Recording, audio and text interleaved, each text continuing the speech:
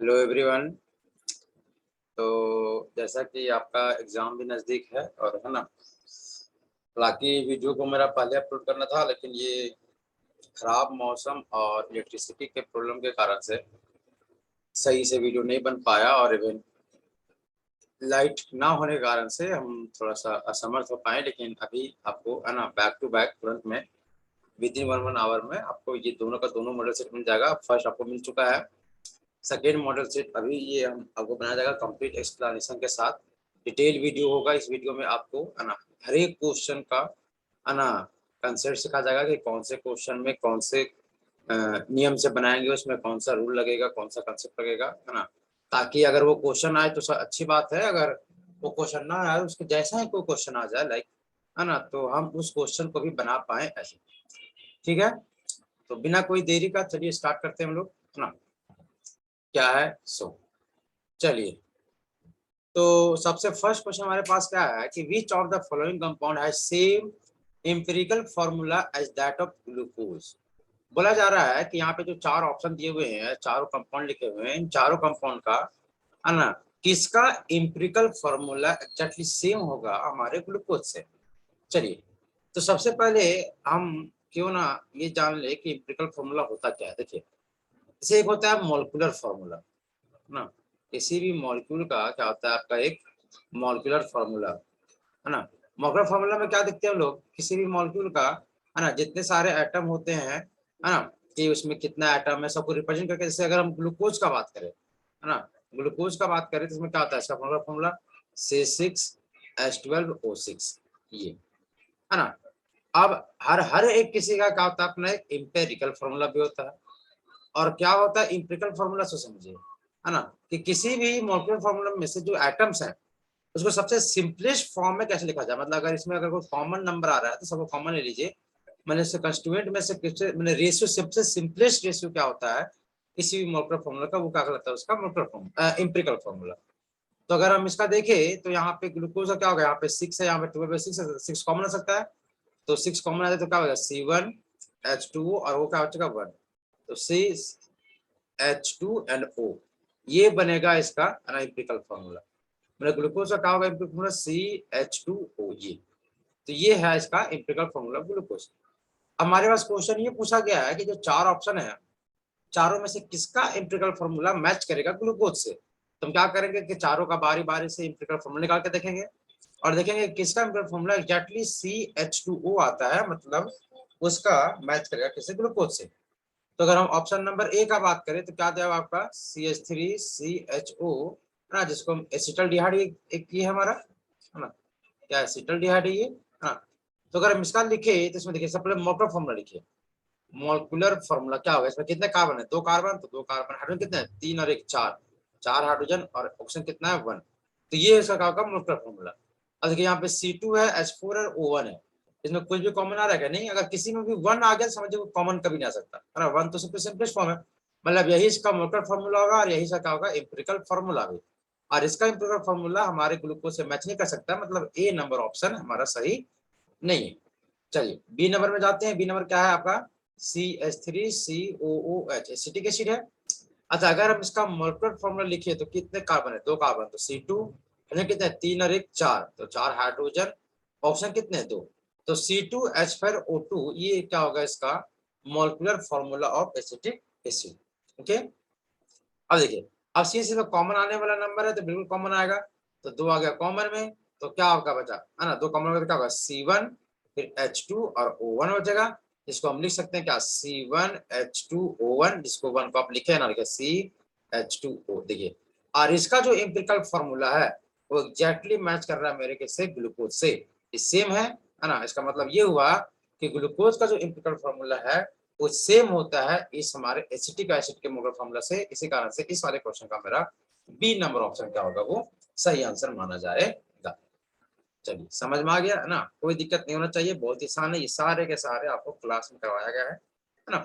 बस आप इसको एक बार देख लीजिएगा अच्छे से, कोई से भी दिक्कत नहीं आने वाला। सेकेंड नंबर क्वेश्चन देखते हैं। बोलते हैं the following quantum number are possible for how many orbitals, है ना, कि बोल रहा है कि जो क्वांटम नंबर यहाँ पे गिवन है। ओके, चलिए बनाते हैं, क्यों ना बनाया जाए, पहले सॉल्यूशन करते हैं इसका, है ना। हमें कुछ क्वांटम नंबर गिवन है ना। क्वांटम नंबर से देखिए, आपको जब पढ़ाया तो उसमें भी बताया गया था कि क्वांटम नंबर बहुत ही इंपॉर्टेंट है, इससे सवाल आना है। क्वांटम नंबर क्या क्या आपका n दिया हुआ है, l दिया हुआ है, m दिया हुआ है। n का वैल्यू क्या दिया हुआ है भाई 3, l का वैल्यू 2 और m का वैल्यू क्या है +2। अच्छा 3 मतलब ये थर्ड सेल का बात किया, ये थर्ड सेल का बात हो रहा है यहाँ पे, है ना। अच्छा l इक्वल टू 2, देखिए l का वैल्यू अगर 0 तो वो s सबसेल बताता है, l का वैल्यू 1 तो p दिखाता है, l का वैल्यू 2 तो d सबसेल और l का वैल्यू 3 है तो f सबसेल। यहाँ सिंस l का वैल्यू 2 है तो d सबसेल का बात करेगा यहाँ पे, d सबसेल का बात करेंगे, है ना। और डी सबसेल में थ्री मिलेगी, 3D का बात होगा। और m बराबर 2 है, मतलब देखिए 3D का अगर हम लोग बनाएंगे स्ट्रक्चर तो d ऑर्बिटल है, इसे कितना होंगे 5 ऑर्बिटल होंगे, 1 2 3 4 और 1 5।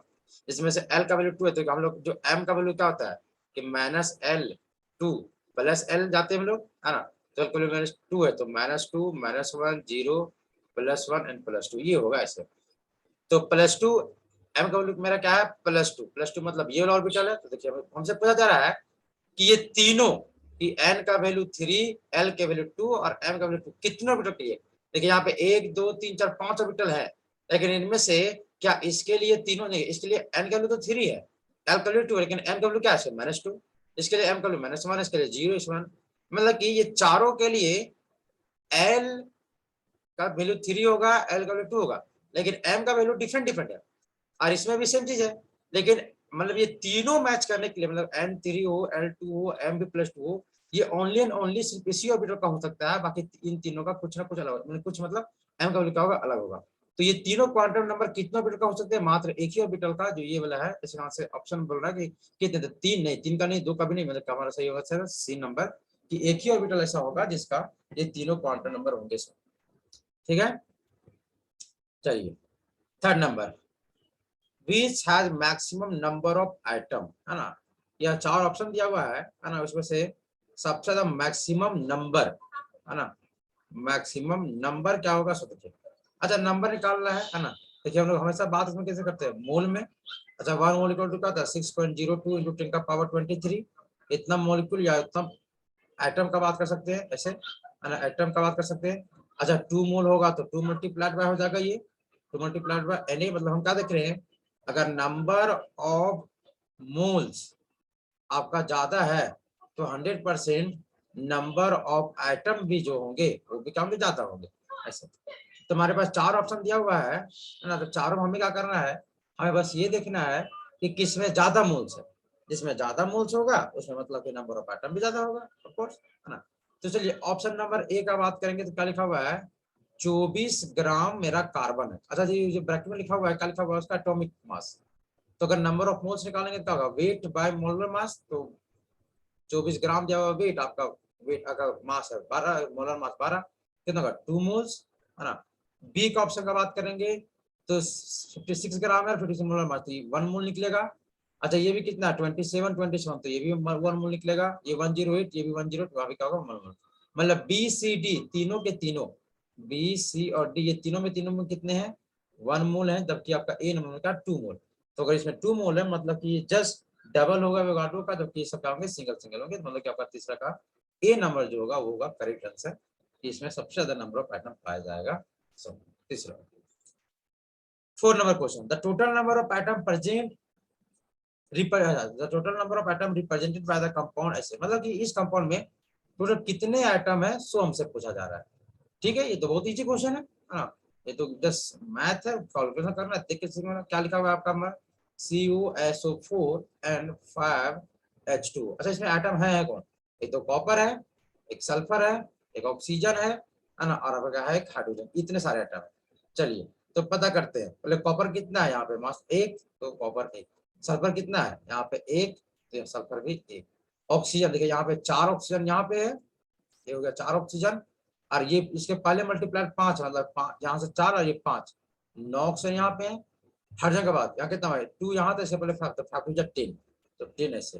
तो टोटल इतने एटम होंगे जोड़ दीजिए, तो 9 1 10 और 10 20 और 1 21, कितना टोटल है एटम 21। तो किसका ऑप्शन है बी नंबर, तो बी नंबर का होगा आपका करेक्ट आंसर होगा, बनाओ रे ऐसे। तो ये क्या होगा आपका 4 नंबर का 21 नंबर, मतलब B number option answer. Fifth number, फिर हमें सब क्या है कि ग्रुप 2 एलिमेंट आर कॉल्ड, ये तो मेमोरी बस जैसे देखिए एक होता है ग्रुप 1 ए है ना, जस्ट है देखिए आप इसको जाते ग्रुप 1 है ना, ग्रुप 2 है ना, ग्रुप 1 को 1 ए बोलते हैं, ग्रुप 2 को 2 ए भी बोलता है। और देखिए 1 ए में क्या होता है, सोडियम आ गए, पोटेशियम ये सब आते हैं, इसमें क्या होता है मैग्नीशियम और कैल्शियम ये सब, हाँ सॉरी मैग्नीशियम हो गया, कैल्शियम हो गया, इस तरीके से।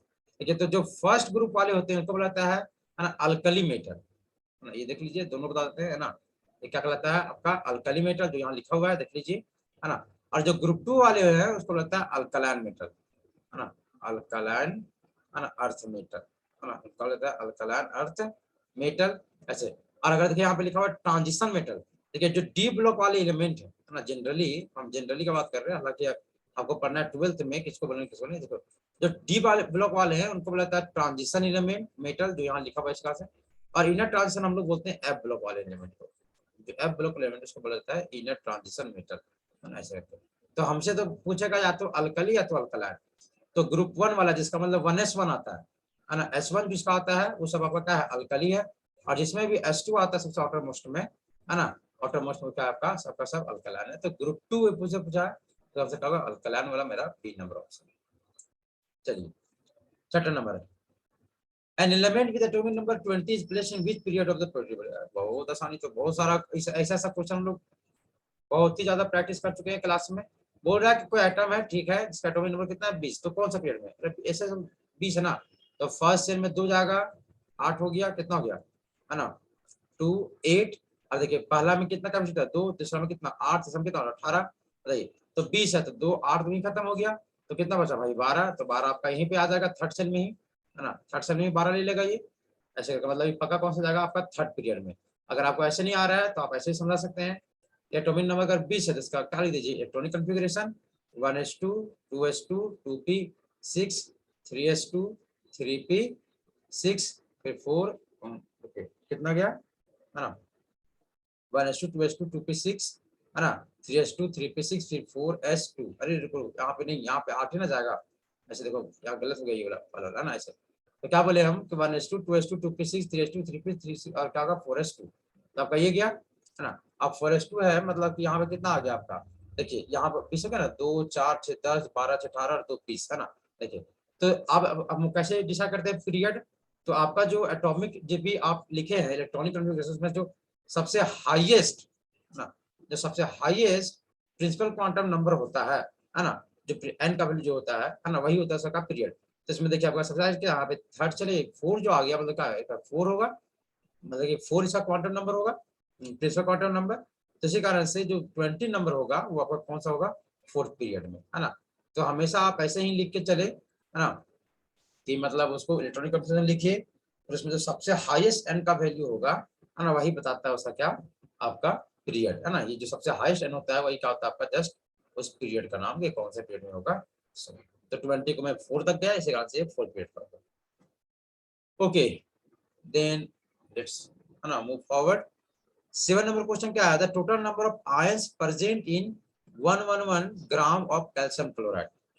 चलिए ठीक है, बोल रहा है कि कैल्शियम क्लोराइड है, ओके ठीक है, ये कितना 111 ग्राम, ठीक है 111 ग्राम है। बोल अगर 111 ग्राम है तो कितने इसमें आयंस हैं सो बताना है। अच्छा यहाँ पे अच्छा 1 मोल, अच्छा ये मोल में दिया हुआ नहीं था, ठीक है, मतलब मोल्स में बात करेंगे, ओके ठीक है। ठीक है, सबसे पहले देखिए कि अगर CaCl2 जो है ये कंपाउंड है, एक कंपाउंड है, और कौन सा कंपाउंड है आयोनिक कंपाउंड, है ना। तो आयोनिक इसमें तो कोई आयन है नहीं, लेकिन जब ये टूटेगा तो क्या बनेगा आपका calcium 2 plus and 2Cl minus. मतलब अगर एक कैल्शियम क्लोराइड अगर डिसोसिएट होता है तो बनेगा आपका, है ना, एक कैल्शियम क्लोराइड और 2 क्या हो रहा है Cl माइनस, एक मोल से। मतलब अगर एक मोल कैल्शियम क्लोराइड है तो इसमें एक मोल बनेगा कैल्शियम का और 2 मोल बनेगा किसका क्लोराइड का, मतलब कि टोटल कितने आयन मिलेंगे हमको 3 आयंस मिलेंगे। हमको तो आयंस ना पूछा है, देखिए यहाँ पे क्या लिखा हुआ आयंस पूछ रहा है। आयंस मतलब कि पॉजिटिव नेगेटिव दोनों का बात करेंगे। अगर सिर्फ बोलता कटायन तो एक में एक मिलता, सिर्फ बोलता एनायन तो एक मोल में 2 एनायन मिलते, लेकिन चीज हमें बोला है आयंस, तो ions means cation and anion both हमें कैसे करना पड़ेगा। तो जब जब 1 मोल हमारे पास कैल्शियम क्लोराइड होगा उस दौरान आपको 1 मोल मिलेगा कैल्शियम प्लस 2 का आयन और 2 मोल मिलेगा क्लोराइड का, तो टोटल कितने बनेंगे 3 आयन। तो हमें बस पता क्या करना है कि हमारे पास क्या है 1 1 1 1 1 ग्राम आपका कैल्शियम क्लोराइड है, ठीक है। तो हमको इसे पता कि कितना मोल होगा, है ना, कितना मोल आपका कैल्शियम क्लोराइड है। अगर ये निकल गया तो हम कहेंगे अगर एक में है 3 तो 2 में 6 होगा, 4 में आपका 12 होगा। इस तरीके से चलिए करते हैं। तो मोल्स कैसे निकालते हैं? तो कैल्शियम क्लोराइड है तो 20 दूनी 40 मोलर मास, 35 दूनी 70 कितना होगा 71, तो दोनों में कितना होगा आपका 111 ग्राम निकलेगा। अच्छा, तो मान नंबर ऑफ मोल्स क्या निकलेगा भाई? तो क्या होता है formula? Weight by molar mass. Weight कितना दिया हुआ है? 111, मोलर मास कितना 111 मतलब 1 मोल है। और 1 मोल है तो मतलब अगर 1 मोल कैल्शियम क्लोराइड है उसमें आपको 3 मोल मिलेगा आयंस का, मतलब आंसर क्या होगा? सी नंबर 3 मोल। ऐसे ठीक है। चलो 8 नंबर क्वेश्चन, ये तो खूब आसान क्वेश्चन, को बनानी जरूरी नहीं है ना, मतलब बनानी जरूरी मतलब कि बतानी जरूरी नहीं है। यहाँ पे क्रोमियम का है ना इलेक्ट्रॉनिक कन्फिगरेशन, देखिए दो ही तो सवाल आता है जी, या तो आएगा कॉपर या तो आएगा क्रोमियम, इसी दोनों से सवाल आता है ना, इसके अलावा और कुछ देखा ही नहीं है ना। वो पता नहीं क्यों नहीं पूछता है, वो कैसा सब आदमी है। तो क्या आर्गन से हो गया 18 खत्म, फिर क्या होगा 4s1 और 3d5 ऐसे करके, है ना। इसको आप ऐसे भी लिख सकते हैं कि आर्गन 18 फिर 3d5 एंड 4s1 कहाँ पे है ये वाला, है ना, ये 3d5 4s1 B number option. 9 number question, the maximum number of electron in a subcell for which L equal to 3. Okay, L equal to 3 में कितने मैक्सिमम इलेक्ट्रॉन आ सकते हैं सो पूछा गया है। L equal to L का 0 तो S आया, L का 1 तो P आया, L का 2 तो D आया, L का 3 तो F आया। F सबसेल है तो L equal to 3 गिवन है, इट मींस है ना हमारा बात कैसा कहा जा रहा है F सबसेल का। और एफ सेक्शन में कितने ऑर्बिटल होते हैं? तो 7 ऑर्बिटल होते हैं, 1 2 3 4 5, 1 2 3 4 5 6 और एक 7 होते हैं। ईच ऑर्बिटल में आप मैक्सिमम कितने भर सकते हैं? 2 इलेक्ट्रॉन, तो 7 2 जा 14 है ना। मैक्सिमम आप इस वाले में 14 इलेक्ट्रॉन भर सकते हैं 7 से। इसका आंसर क्या होगा? ए नंबर। चलिए 10 number, the most electronegative element in the of the periodic table. वही तो है, फोन करो सी भाई, ऐसे करके। सबसे ज्यादा कौन होता है? फ्लोरीन। कहा फ्लोरीन? फ्लोरीन डी नंबर है ना। सबसे ज्यादा इलेक्ट्रोनेगेटिव एलिमेंट क्या होगा? हमेशा आपको सबसे मैक्सिमम लग पूछेगा, मिनिमम कभी नहीं पूछेगा ना, मिनिमम आप नहीं कर सकते है ना, तो मैक्सिमम ही पूछेगा। और वो क्या आपका? फ्लोरीन है।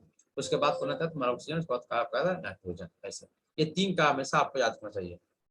बीच of the following is not correct, ये भी आपका मेमोरी बेस्ड क्वेश्चन है ना, इसमें आप कुछ नहीं कर सकते। देखिए हर एक जैसे होता है ना कि 1 kg को हम क्या लिख सकते हैं? 1000 ग्राम, है ना। उसी तरीके से आपको प्रेशर को भी डिफरेंट डिफरेंट यूनिट में लिखा जाता है, जिसमें से 1 atm जिस आप ये जो लिखा हुआ है ना, इसको ऐसे भी लिख सकते हैं, इसको ऐसे भी लिख सकते हैं, इसको लिख सकते हैं। ये जो डी नंबर है पास्कल में इससे नहीं होता है।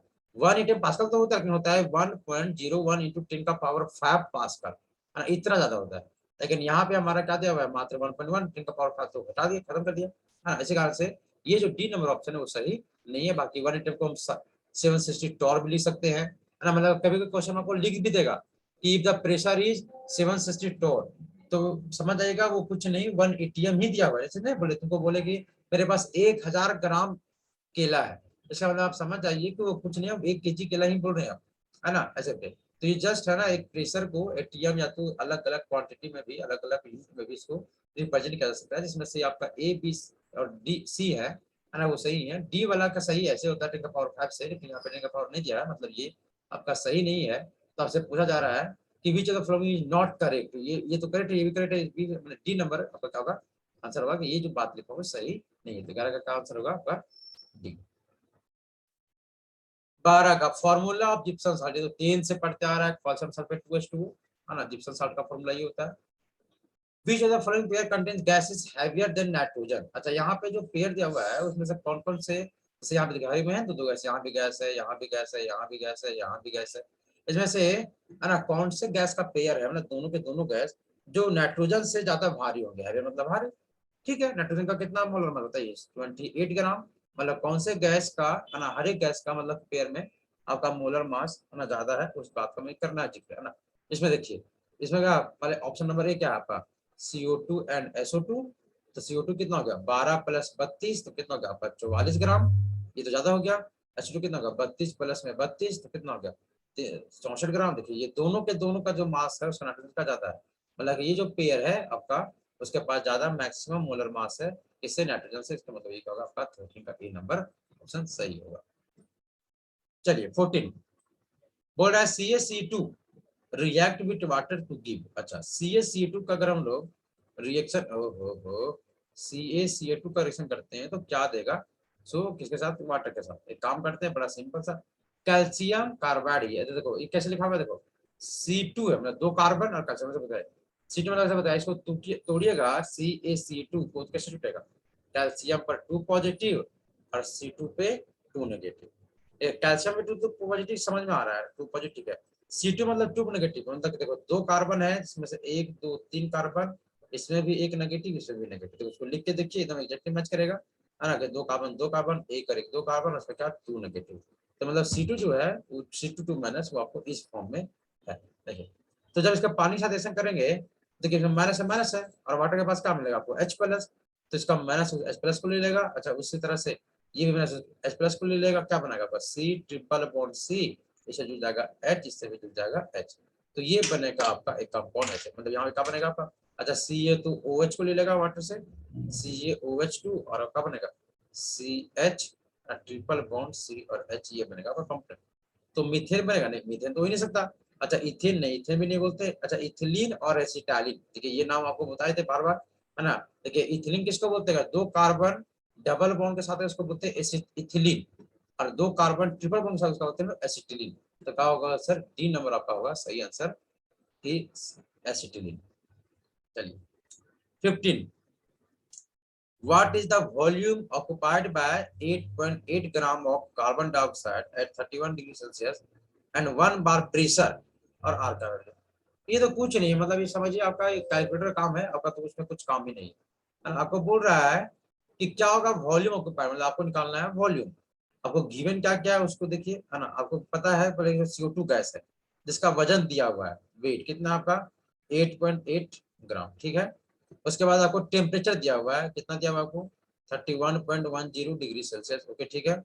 आपको प्रेशर दिया हुआ है, ये 1 बार प्रेशर जो लिखा हुआ है क्या है? 1 बार, है ना? ठीक है। और आपका आर का वैल्यू दिया हुआ है, आर इक्वल टू का कांस्टेंट है वो, तो 0.083 बार, है ना, लीटर पर केल्विन, है ना, और पर मोल, ऐसे। तो आपसे पूछ रहा है वॉल्यूम, और एक ही तो फॉर्मूला है जिसका अपन निकालने का चांस है, PV equal to N R T. हमसे क्या पूछ रहा है भाई? तो भी इक्वल टू क्या होगा? एन आर टी अपॉन में पी, है ना? देखिए अगर इस फॉर्मूला में देखिए तो आपको आर तो गिवन है, ये टी भी गिवन है, अच्छा पी भी गिवन है, आपको नंबर ऑफ मोल्स गिवन नहीं है। तो क्यों ना सबसे पहले नंबर ऑफ मोल्स निकाला जाए, तो क्या होता है बताओ? वेट बाय मोलर मास, ना वेट क्या दिया हुआ है? जी बिल्कुल दिया हुआ है 8.8, देखो यहाँ पे वेट दिया हुआ है। मोलर मास कार्बन डाइऑक्साइड का कितना होगा? कार्बन डाइऑक्साइड का अगर मोलर मास निकालिएगा तो 12, और प्रेशर कितना? 32, कितना हो गया? 44, तो 44 हो जाएगा। तो 44 2 जा कटेगा तो 0.2, मैंने मोल्स कितना आया? 0.2। इसको पुट कर देना होगा और कुछ नहीं, फॉर्मूला बन जाएगा मेरा।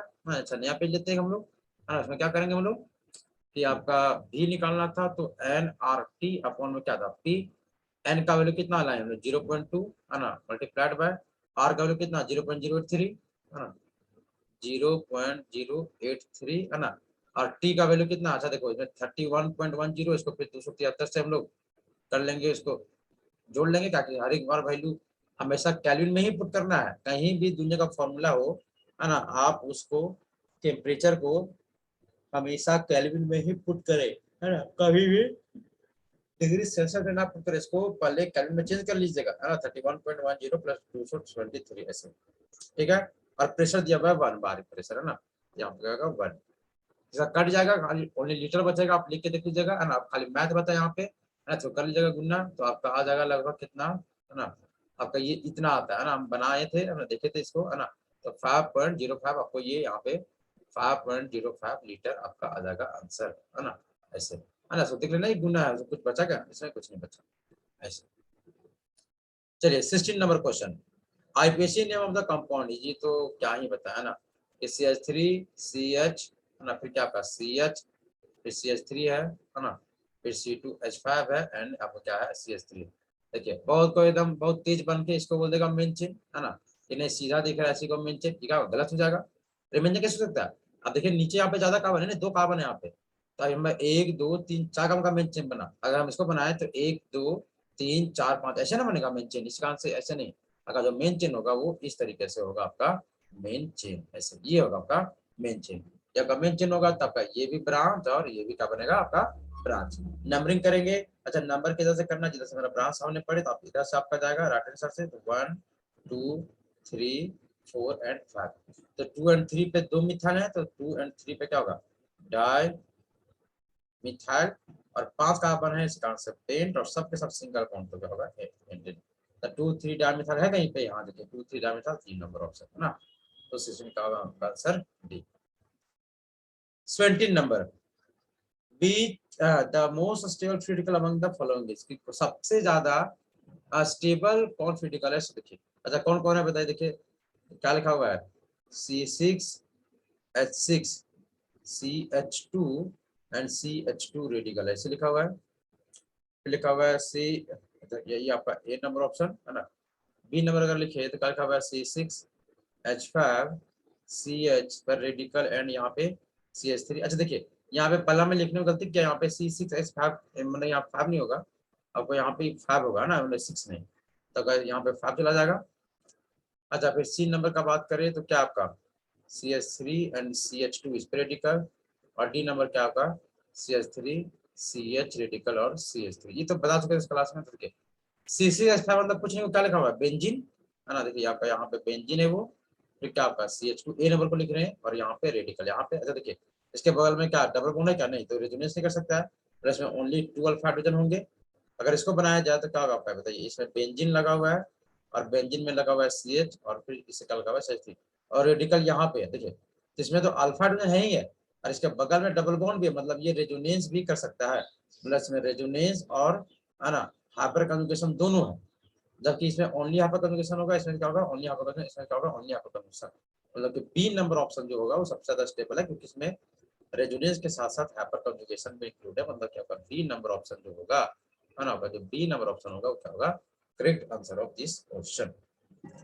चलिए 18 number question, Which of the following metal is not manufactured by electrolysis? देखिए ये भी क्वेश्चन आपको थोड़ा सा ध्यान रखना पड़ेगा। क्या आप लोग करा कि इसमें मेटल दिया हुआ है, सोडियम दिया हुआ गया है आपका है ना, मैग्नीशियम दिया हुआ है, एल्यूमिनियम दिया हुआ है, क्या दिया हुआ है आपका आयरन। इनमें से चारों में से कौन है जिसको हम इलेक्ट्रोलाइसिस से नहीं बना सकते, या तो इसको बनाया नहीं जाता, नहीं कहते को इलेक्ट्रोलाइसिस से हम लोग जनरली, इलेक्ट्रोलाइसिस से हम लोग जनरली जो रिएक्टिव मेटल होते हैं ना, जो रिएक्टिव मेटल होते हैं उनका करते हैं एक्सट्रैक्शन, जैसे सोडियम हो गया, मैग्नीशियम हो गया, एल्यूमिनियम, ये सब कम करते हैं। लेकिन जो कम रेटिव होते हैं, लिस्ट रेटिव होते हैं, उनको हम लोग है ना रिडक्शन वगैरह से, जैसे आप पढ़ रहे होंगे एक्सट्रैक्शन ऑफ मेटल, इसमें स्मेल्टिंग वगैरह है ना, उस तरीके से हम लोग करते हैं ऐसे, जैसे आयरन हो गया, जिंक हो गया, इन सबको हम लोग है ना मैन्युफैक्चर करते हैं, उसमें स्मेल्टिंग वगैरह करके रिडक्शन करवाते हैं ना, ऑक्सीजन उसका ऑक्साइड जोड़ के कार्बन के साथ उसको बर्न करवा दीजिए ना, ताकि उसका ऑक्साइड निकल जाए, इस तरह से मैन्युफैक्चर होता है। तो इसमें से जो आयरन आपका है ना, मतलब जो आयरन है ना, हम उसका मैन्युफैक्चरिंग आप बोल रहा है नॉट, कि किसका हम इलेक्ट्रोलाइसिस से नहीं कहते थे, इन तीनों को तो करते हैं, सोडियम मैग्नीशियम एल्यूमिनियम को निकाला जाता है इलेक्ट्रोलाइसिस से, मतलब कि इसमें आयरन ही है जिसका हम मैन्युफैक्चर किसी इलेक्ट्रोलाइसिस से हम नहीं कर सकते, इसका आंसर क्या होगा आपका डी नंबर आंसर होगा। चलिए 19 number question, in the molecule क्या है CH ट्रिपल बॉन्ड C, फिर क्या आपका CH double bond CH2, the hybridization of carbon single bond carbon is, अच्छा मतलब कार्बन सिंगल बॉन्ड कार्बन कहाँ है, ये दोनों कार्बन, मतलब इस कार्बन का और इस कार्बन का क्या है हाइब्रिडाइजेशन। सो बड़ा सिंपल, देखिए कार्बन का क्या है आपका यहाँ पाई पाई, फिर सिग्मा और फिर सिग्मा, तो सिग्मा बॉन्ड है कितने, दो, तो दो के लिए क्या होगा आपका sp, लोन पर तो होना नहीं। अच्छा इस वाले कार्बन का बात करा जाए तो एक सिग्मा, इधर सिग्मा और पाई, हाइड्रोजन में भी एक सिग्मा होगा यहाँ पे, तो टोटल 3 सिग्मा है ना, 3 सिग्मा मतलब क्या होगा sp2, तो sp2 है कहीं पे, sp2 बिल्कुल ये नंबर ऑप्शन क्या होगा आपका ये number option. When washing soda is heated, क्या होता है वॉशिंग सोडा का जब हीट करते हैं तो देखो वॉशिंग सोडा का फॉर्मूला क्या होता है, sodium carbonate, sodium carbonate into क्या आपका 10H2 होता है शायद है ना, 10H2 ही होता है, देखिए ये होता है इसका फॉर्मूला है ना, कैसे मतलब सोडियम कार्बोनेट में 10H2। अगर इसको हम हीट करेंगे तो क्या होगा भाई, देखिए जैसे ही सोडियम कार्बोनेट को हीट कीजिएगा तो जो आपका ये वाटर का वेपर जो इसमें चिपका पड़ा है ये वाटर उसका होगा वेपराइज हो जाएगा, और सीधा टूटेगा आपका सोडियम कार्बोनेट, और प्लस में क्या आपका H2, फिर से इसको फर्दर हीट कीजिए तब आपका ये सोडियम ऑक्साइड और कार्बन डाइऑक्साइड में उड़ेगा। लेकिन हमें नहीं बोला ना कि फर्दर, बस खाली आपको सोडियम समझिए जो वॉशिंग सोडा है ना, आपका जो वॉशिंग सोडा उसी को सिर्फ हीट करना, तो जब सबसे पहले हीट करेंगे इसमें तब क्या पानी बाहर निकल जाएगा, मतलब ये पानी है क्या, वाटर वेपर, मैंने गैस के रूप में उड़ेगा ना ऐसे करके। तो क्या आपका जो ऑप्शन डी नंबर होगा कि वाटर वेपर इज रिलीज, ये आपका सही आंसर है ना, कि जब जब हम वॉशिंग सोडा को हीट करेंगे तो सेकंड टेम्परेचर वाटर वेपर क्या होगा आपका रिलीज हो जाएगा। 20 number, the number of item of oxygen present in 10 gram of sodium carbonate है ना, ये जस्ट पीछे वाला क्वेश्चन है। जस्ट अच्छा वॉशिंग सोडा से सवाल आया था, ऐसे का आंसर इससे ही दे दिया। देखिए फॉर्मूला दे दिया, यहाँ पे क्या दे दिया आपका Na2CO3। बोल रहा है इसमें अगर ये एक 10.6 ग्राम है तो कितना आपका नंबर ऑफ एटम होगा ऑक्सीजन का। देखिए सबसे पहले पता कीजिए, अगर 1 मोल है ना मेरे पास सोडियम कार्बोनेट होगा तो इसमें कितना, देखिए अगर 3 मोल होगा ऑक्सीजन का। देखिए 3 आइटम है कि नहीं है ना, 3 मोल मतलब कि इसको 3 मल्टीप्लाइड बाय एन जाएगा, मतलब कि क्या होगा 3 मल्टीप्लाइड बाय 6.02 इंटू 10 का पावर 23, इतना मॉलिक्यूल होगा अगर 1 मोल है सोडियम कार्बोनेट तब। चलिए मतलब कि कितना होगा आपका ये 6.18 पॉइंट समथिंग ऐसा 3 दिन से है ना, 18.6 इंटू 10 का पावर 23 इतना मोल होगा अगर 1 मोल है तब। लेकिन हमें मोल कितना पता नहीं, क्या जाएगा वेट जाएगा, तो वेट से निकालेंगे मोल, तो वेट नंबर ऑफ मोल्स कैसे निकलेगा, weight by molar mass. Weight कितना है भाई, तो 10.6। मोलर मास कितना निकलेगा, तो सोडियम कार्बोनेट का निकालते हैं मोलर मास है ना। चलो निकालो, तो कितना होगा सोडियम कार्बोनेट का 46 हो जाएगा, प्लस 12 और 16 48, कितना होगा 8 2 6 और 8 2 10 और 6 16 6 8 में 1 4 4 8 9 1 10 106 होगा, मतलब 106 है ना। इस कटेगा कितना आएगा 0.1 में, मैंने आपके पास वहां पे नहीं कितना मोल है 0.1, तो जब 1 मोल में 3 मोल था है ना, तो अब कितना क्या बोल सकते हैं 3 आइटम था ना, ऐसे करके कि अगर 1 मोल होगा तो मतलब कि 1 मोल में आपका इतना आइटम है। क्या बोल सकते हैं, इधर यहाँ पे लेते हैं कि जब अगर 1 मोल आपका सोडियम कार्बोनेट है तो उसमें आपका 18.06 कितना है कार्बन है, सॉरी ऑक्सीजन है, आइटम इतना है, तो हमारे पास कितना मोल है 0.1 मोल, तो 0.1 मोल के लिए क्या होगा, तो 0.1 मल्टीप्लाइड बाय 18.06 मल्टीप्लाइड बाय 10 का पावर 23, तो मल्टीप्लाइड क्या होगा 1.806 मल्टीप्लाइड बाय 23 आइटम, इतना आइटम होगा उस ऑक्सीजन का ऐसे है ना। देखो तो कहाँ है, हाँ ये देखो सी नंबर ऑप्शन 1.82 दिया हुआ है, ये आपका क्या होगा सही आंसर कहलाएगा ऐसे। चलो 21 हो गया ना। 22, which one of the following pair of ions have the same electronic configuration, किसके पास सेम इलेक्ट्रॉनिक कॉन्फ़िगरेशन होगा, सब कुछ हो जा रहा है कोई बात नहीं। अरे देखो सेम इलेक्ट्रॉनिक कॉन्फ़िगरेशन होने के लिए सबसे पहला बात कि उन दोनों के पास सेम नंबर ऑफ इलेक्ट्रॉन होना चाहिए। जैसे मान लीजिए देखो नहीं, कि अगर किसी के पास 6 इलेक्ट्रॉन है तो अगला आदमी पास भी 6 इलेक्ट्रॉन होना चाहिए, तभी जाके इलेक्ट्रॉन कॉन्फ़िगरेशन सेम होगा ना। अगर नंबर ऑफ इलेक्ट्रॉन ही अलग है तो भैया फिर इलेक्ट्रॉनिक कॉन्फ़िगरेशन सेम होने का कोई बात ही नहीं बनेगा। तो आप इस क्वेश्चन को इलेक्ट्रॉनिक कॉन्फ़िगरेशन ना लिख करके सीधा अगर इलेक्ट्रॉन भी निकाल लीजिएगा तो आपका क्वेश्चन बन जाएगा है ना। देखिए तो अगर हम पहला नंबर क्वेश्चन का बात करें तो पहला क्या है, क्रोमियम पे 3 प्लस और आयरन पे 3 प्लस, क्रोमियम में कितना 24, 24 में 3 गया तो कितना है इसका नंबर ऑफ इलेक्ट्रॉन, 21 इलेक्ट्रॉन है, कितना था 26, 26 में 3 गया तो 23, तो इसका तो जिंदगी में नहीं होगा ए नंबर ऑप्शन का। बी नंबर ऑप्शन क्या है आपका कि आयरन पर 3 प्लस एंड मैग्नीज पर 2 प्लस। अच्छा आयरन का एटॉमिक नंबर कितना था 26, 26 में 3 प्लस मतलब 3 कट गया तो 23 बच गया।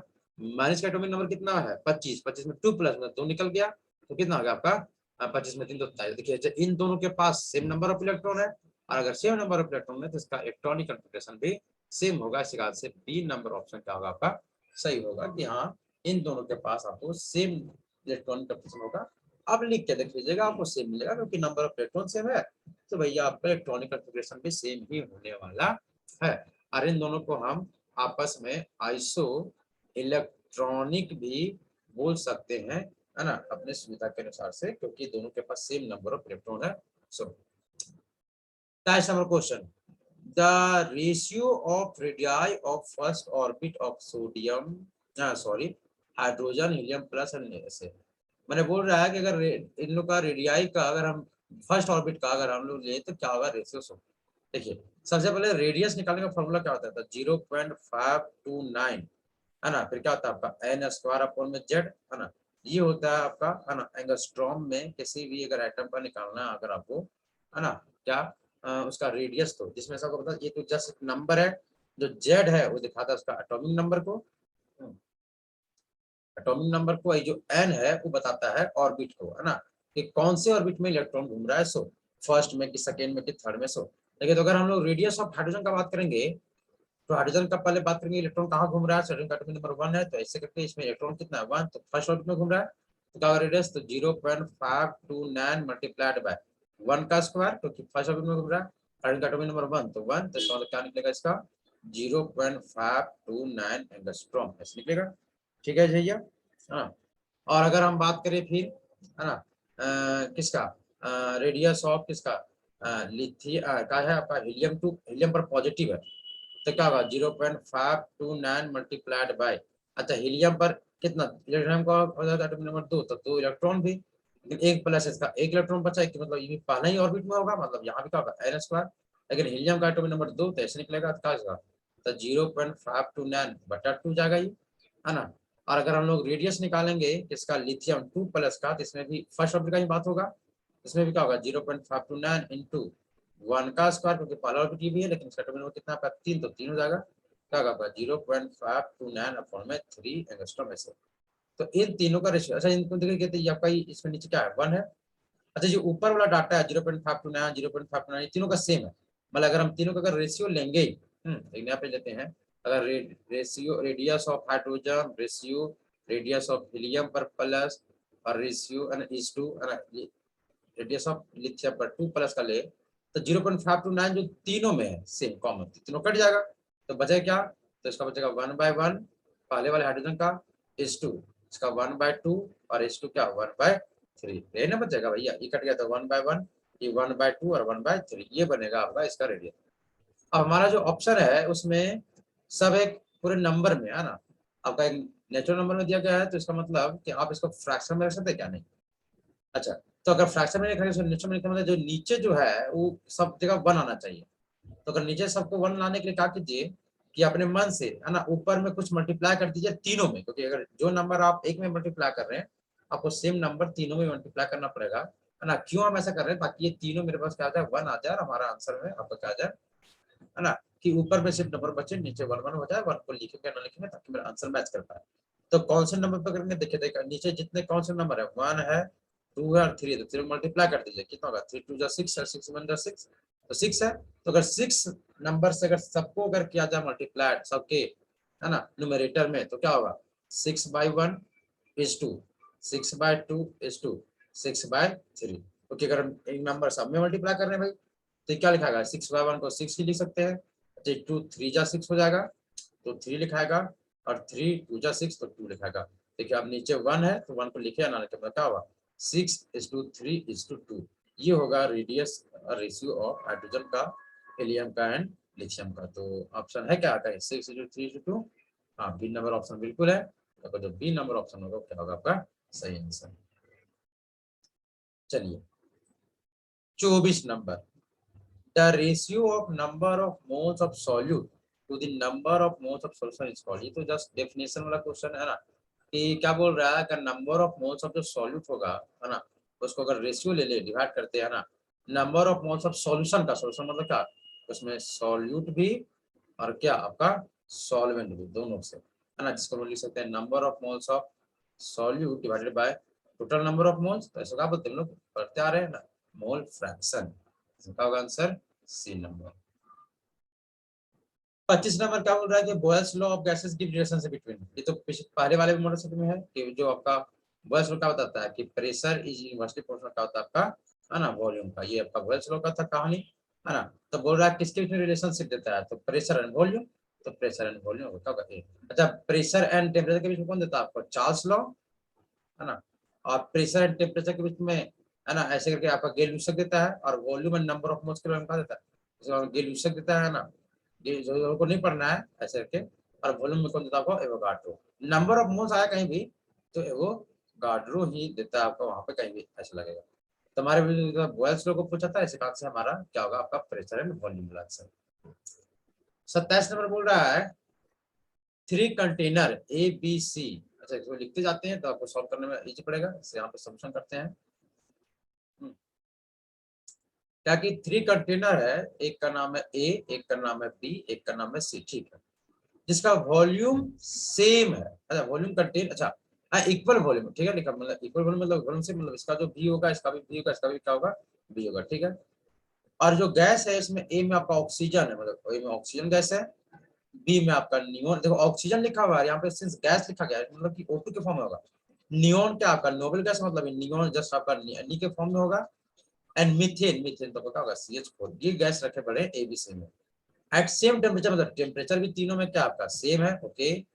एंड प्रेशर, प्रेशर भी तीनों में क्या है आपका सेम है, ऐसे। तो the increasing order of their masses, मैंने हमको बताना है कि increasing order of, increasing order of ना देयर मासेस, कि इन लोग का वेट, मतलब का वेट का बात करना है ना, क्योंकि वेट का बात किया जा रहा है कि इसमें कितना होगा। देखिए अगर हम एवोगाड्रो का बात माने, एवोगाड्रो जो था वो क्या बोला था कि कोई भी कंटेनर हो, मान लीजिए ए कंटेनर हो चाहे बी कंटेनर हो और सी कंटेनर हो, कभी भी कोई कंटेनर हो, उसमें कौन सा गैस है हमको मतलब नहीं है, कोई भी गैस हो कोई मतलब हमें नहीं है ना। अगर कोई 3 कंटेनर है और इन तीनों का प्रेशर वॉल्यूम और टेम्परेचर सेम रहे, तीनों में 3 गो रहे, 4 गो रहे, 2 रहे, 1000 रहे, कितना भी रहे, अगर उन कंटेनर का प्रेशर वॉल्यूम और टेम्परेचर सब चीज सेम रहता है तो 100% नंबर ऑफ जो मोल्स होगा, है ना, नंबर ऑफ मोल्स होगा वो भी तीनों में सेम होगा। मतलब कि ए में जितना नंबर ऑफ मोल्स होगा, जितना नंबर ऑफ मोल्स बी में होगा, जितना नंबर ऑफ मोल्स सी होगा, वो तीनों में आपको सेम मिलेगा, किसी में ज्यादा नहीं। अगर इसमें मान लीजिए नंबर ऑफ मोल्स 20 है तो बी में भी 20 मिलेगा, सी में भी 20 मिलेगा, क्योंकि उसका वॉल्यूम प्रेशर एंड टेम्परेचर तीनों क्या है सेम, ठीक है। देखिए तो इस नियम को देते हुए मतलब हम क्या बोल सकते हैं, ए बी सी, ऐसा ए में क्या आपका ऑक्सीजन, बी में क्या आपका नियोन और सी में क्या आपका मीथेन, तो इन तीनों के पास नंबर ऑफ मोल्स भी जो होगा वो भी क्या होगा सेम होगा। तो हमसे पूछ रहा है वेट किसका ज्यादा है, वजन किसका ज्यादा है, सो ठीक है। तो बताइए number of moles equal to क्या होता है, वेट बाय मोलर मास, है ना। तो अगर हमको वेट निकालना है तो वेट इक्वल क्या होगा, number of moles multiplied by molar मास। अच्छा बताइए इन तीनों में नंबर ऑफ मोल्स तो सेम है, तो ये तो सब में सेम होगा। अगर यहाँ पे 10 तो यहाँ भी 10, यहाँ भी 10, मैंने फॉर्मूला में सोचा 10 लगने वाला, लेकिन जो मोलर मास तो सेम है क्या, नहीं मोलर मास तो सेम नहीं है, क्योंकि इसमें ऑक्सीजन है, इसमें नियोन है, इसमें क्या मीथेन है। तो मोलर मास अलग होने के कारण से मतलब हम क्या बोल सकते हैं, और आप देख रहे हैं कि जो वेट है वो डायरेक्टली प्रोपोर्शनल क्या है इसका मोलर मास का, देख लीजिए, है ना। मतलब जिसका अगर मोलर मास बढ़ेगा उसका वेट भी बढ़ेगा। तो ऑक्सीजन का मोलर मास कितना 32 ग्राम, नियो कितना 10 दूनी 20 ग्राम, और अगर हम लोग मीथेन का बात करें तो 12 और 4 16 ग्राम। तो मोलर मास कितना था ऑक्सीजन का, मतलब इसका वेट भी ऑक्सीजन का ही ज्यादा होगा, उसके बाद किसका नियोन का, उसके बाद किसका सबसे कम होगा किसका मीथेन का, है ना। ये डिक्रीजिंग ऑर्डर में लिखा, इंक्रीजिंग में बोला है मैंने, सबसे कम होगा मीथेन का, उससे ज्यादा किसका नियोन का, और उससे ज्यादा किसका ऑक्सीजन का। जब मीथेन है किसमें सी में, तो सी से ज्यादा किसका बी, बी से ज्यादा ए, तो सी बी ये होगा आपका करेक्ट आंसर है कहीं क्या, सी बी ये सी नंबर ऑप्शन दीजिए, हाँ ये सी नंबर ऑप्शन है उसका आपका करेक्ट आंसर होगा इसका। चलिए देखो 27 नंबर, 28 नंबर, के plus ion is isoelectronic with, ये तो ठीक है, के प्लस आयन आइसोइलेक्ट्रॉनिक में से इलेक्ट्रॉन कितना होता है इसका एटॉमिक नंबर 19, एक प्लस मतलब 18, 18 एटॉम किसमें है, सोडियम में 10 है, इसमें 10 है, सीजन में आर्गन लिए नहीं, आपका आर्गन 18 होता है तो 3 नंबर का होगा सही आंसर।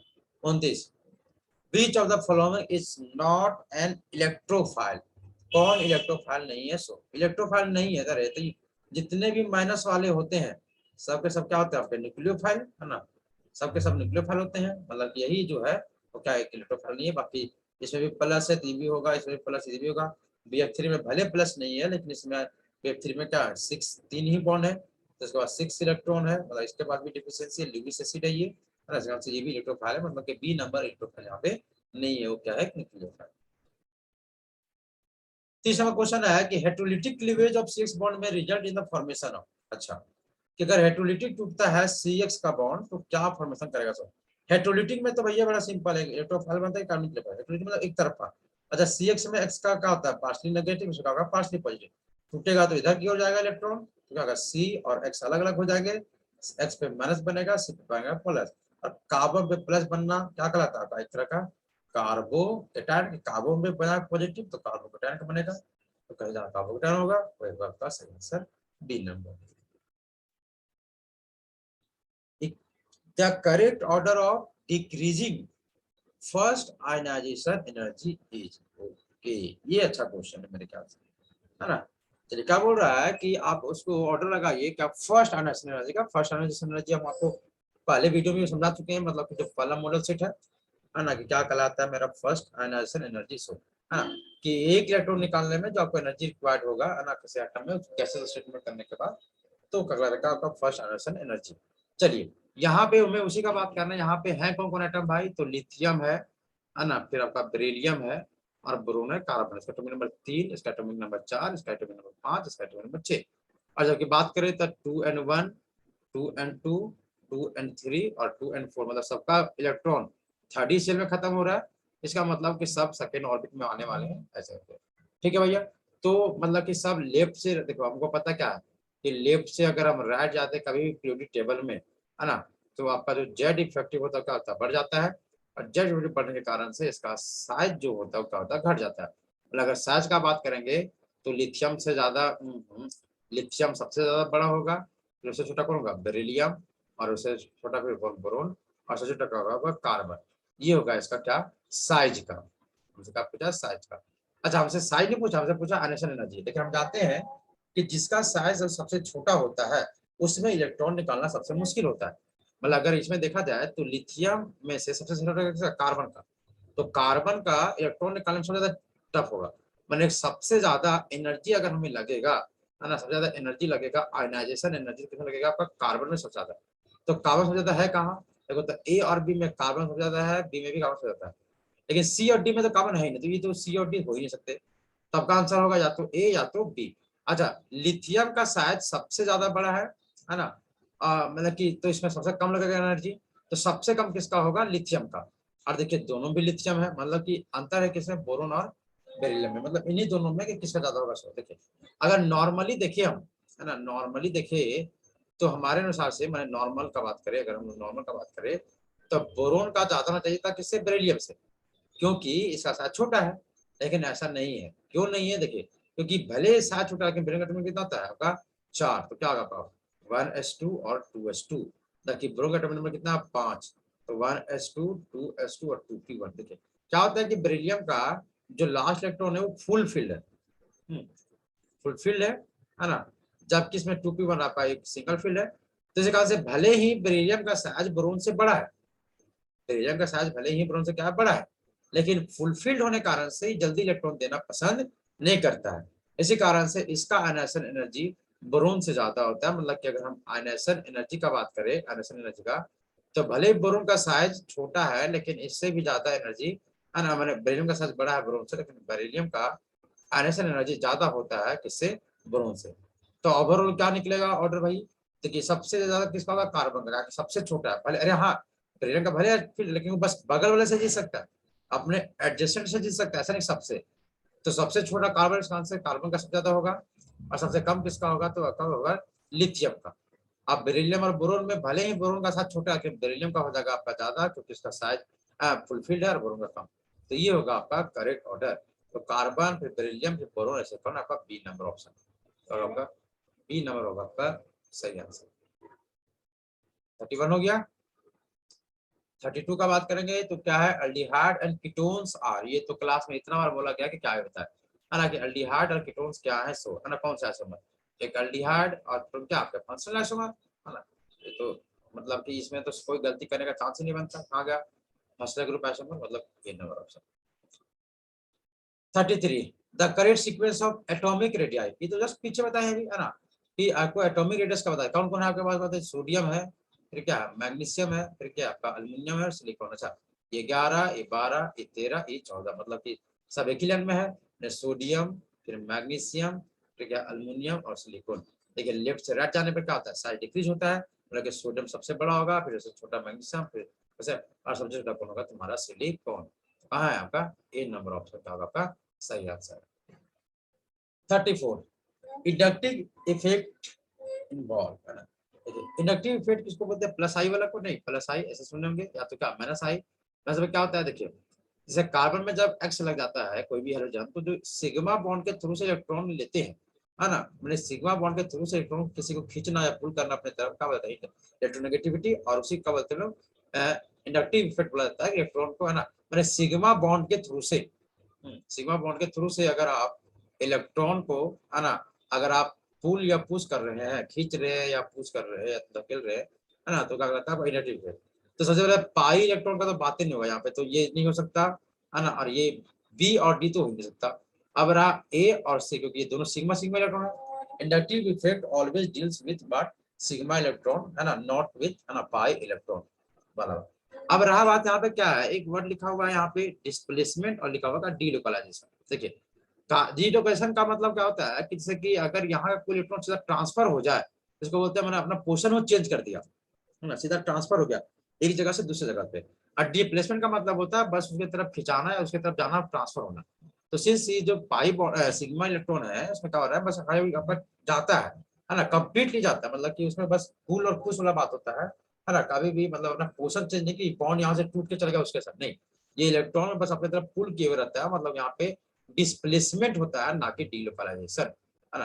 मतलब इलेक्ट्रिक फील्ड क्या होता है आपका सिग्मा इलेक्ट्रॉन का ओनली क्या होता है डिस्प्लेसमेंट। ठीक है, चलिए 35 में क्वेश्चन क्या देखा, following reaction is example of, ये रिएक्शन जो दिया हुआ है वो कौन सा एग्जांपल है, सो क्या दिया हुआ है आपका CH3 CH2 and I plus में क्या चाहिए आपका KOH एक्वस, है ना, और आपका क्या बना है इसमें CH3 CH2OH और प्लस में KI। अच्छा आपको इस रिएक्शन को देखेंगे तो आपको साफ साफ दिख रहा होगा कि I यहाँ से रिप्लेस हुआ है किससे, OH से, मतलब कोई एक एटम या ग्रुप ऑफ एटम रिप्लेस हो किसी दूसरे अनदर एटम या ग्रुप ऑफ एटम से, तो क्या होता है इसको सब्स्टिट्यूशन रिएक्शन, क्या बोलते हैं इसको हम लोग सब्स्टिट्यूशन रिएक्शन। तो ऑप्शन में आपका एक जगह एलिमिनेशन है जो कि हो नहीं सकता, एडिशन ये भी हो नहीं सकता है, तो मतलब आपका सब्स्टिट्यूशन। अब देखिए यहाँ पे ए और बी दोनों के दोनों सब्स्टिट्यूशन है। अब देखा गया ये इलेक्ट्रोफिलिक होगा कि न्यूक्लियोफिलिक, ये वाला बात कि इलेक्ट्रोफिलिक सब्स्टिट्यूशन है कि न्यूक्लियोफिलिक सब्स्टिट्यूशन है, इस बात को जरा ध्यान से देखिए। तो बड़ा सिंपल है। अच्छा देखो अब ये कौन सा होगा, इलेक्ट्रोफिलिक होगा कि न्यूक्लियोफिलिक, दिशा कैसे करते हैं, तो बड़ा सिंपल है कि आप देखिए कि जो सब्स्टिट्यूशन हो रहा है वो किसके थ्रू से हो रहा है, एक इलेक्ट्रोफाइल के थ्रू से या कि न्यूक्लियोफाइल के। तो अगर इस रिएक्शन को देखा जाए तो CH3 है, आपका CH2 है, फिर क्या आपका आयोडीन है, और प्लस में क्या आपका KOH। अगर इसको ऑपरेशन देखिए तो KOH के बारे में आप जानते हैं कि क्या पूछ सकता है, एक्वस में तो K प्लस में और OH माइनस में। अच्छा OH माइनस आ गया तो ये अटैक करेगा, कहाँ पे अटैक करेगा, आयोडीन के आने के कारण से क्या होगा पार्शली नेगेटिव, इसमें क्या होगा पार्शली पॉजिटिव, है ना। तो क्या करेंगे ये O माइनस इस पे अटैक करेगा, आई यहाँ से निकल के बाहर हो जाएगा, है ना, और बाहर होगा क्या होगा आपका देखो तो CH3 CH2 और OH हो जाएगा, आपका क्या बनेगा I पे माइनस। देखिए तो यहाँ पे OH माइनस के चलते क्या हो रहा है आपका सब्स्टिट्यूशन हो रहा है, मतलब ये अटैक करके निकल रहे हैं, है ना। तो मतलब ये क्या है एक तरह का आपका, है ना, न्यूक्लियोफाइल, है ना। और अगर ये एक न्यूक्लियोफाइल है मतलब यहाँ का सब्स्टिट्यूशन हो रहा है ड्यू टू न्यूक्लियोफाइल, इस कारण से इसको बोलेंगे लोग न्यूक्लियोफिलिक सब्स्टिट्यूशन रिएक्शन। तो इस तरीके से इसका आंसर क्या होगा आपका बी नंबर। ठीक है, चलिए तो ये था आपका कंप्लीट आंसर, है ना, पूरे सॉल्यूशन का। फिर हम लोग अगले टेस्ट में मिलते हैं, टाटा बाय बाय।